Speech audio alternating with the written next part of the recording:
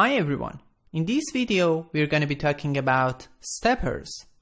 Steppers show progress through a sequence of logical and numbered steps. Sometimes you may use them for navigation. Steppers may display a temporary feedback message after a step is saved. Using steppers could help users to avoid losing their focus when they need to fill up forms or take some action. When you're designing steppers, make sure to pay attention to the following things. Number 1. Sections. Do not embed steppers into other steppers or use multiple steppers on one page. Number 2. Types.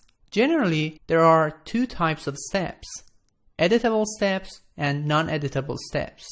We have horizontal steppers and vertical steppers.